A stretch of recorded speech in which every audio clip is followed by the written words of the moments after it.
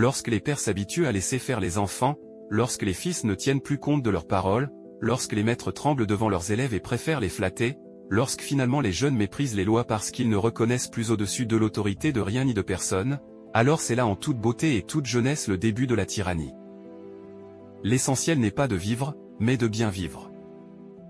La démocratie est la dictature de l'ignorance. La justice de l'intelligence et la sagesse. Le sage n'est pas celui qui sait beaucoup de choses, mais celui qui voit leur juste mesure.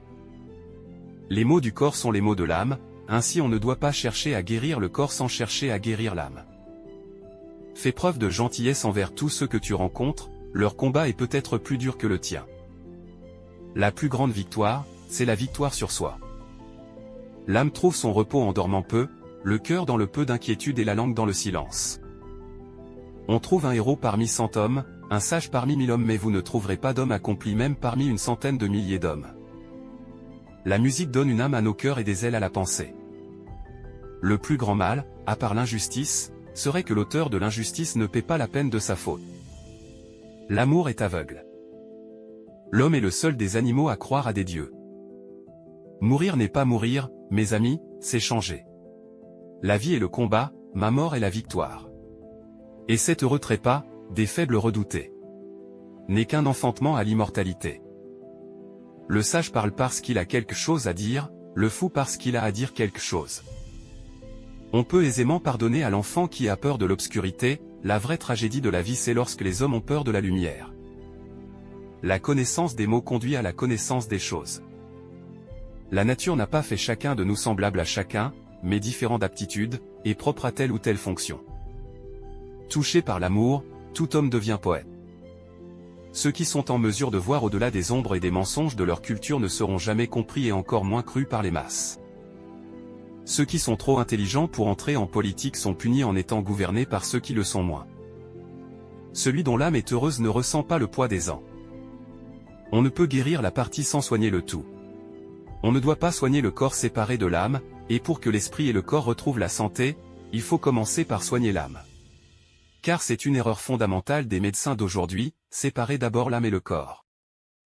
L'homme est un jouet créé par Dieu. L'homme libre ne doit rien apprendre en esclave, en effet, les leçons qu'on fait entrer de force dans l'âme n'y demeurent point.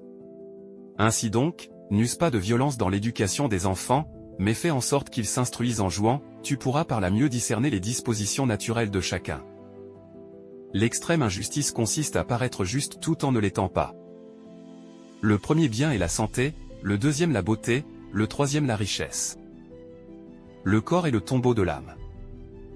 Les vrais philosophes s'exercent à mourir, et ils sont, de tous les hommes, ceux qui ont le moins peur de la mort.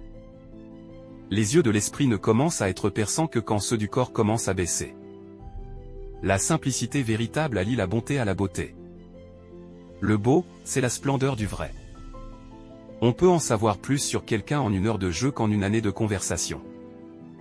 Garde-toi de donner par force aux enfants l'aliment des études, mais que ce soit en le mêlant à leur jeu, afin d'être encore plus capable d'apercevoir quelles sont les inclinations naturelles de chacun. Chacun, parce qu'il pense, est seul responsable de la sagesse ou de la folie de sa vie, c'est-à-dire de sa destinée. Il n'y a rien qui soit ni un bien, ni un mal, tandis qu'il existe deux choses, dont l'une est un bien, le savoir, et l'autre un mal, la sotte ignorance. La rhétorique correspond pour l'âme à ce qu'est la cuisine pour le corps. Le pire des maux est que le pouvoir soit occupé par ceux qui l'ont voulu. Le corps est un tombeau pour l'âme chez celui qui ne sait pas s'ouvrir. Donnez-moi la musique d'une nation et je ne me soucie guère de ceux qui font ses lois, je vais contrôler sa population. Le vin est le lait des vieillards. La nécessité est la mère de l'invention. La vie est un court exil. En toutes choses les extrêmes sont rares, les choses moyennes très communes. Si l'on interroge bien les hommes, en posant bien les questions, ils découvrent d'eux-mêmes la vérité sur chaque chose.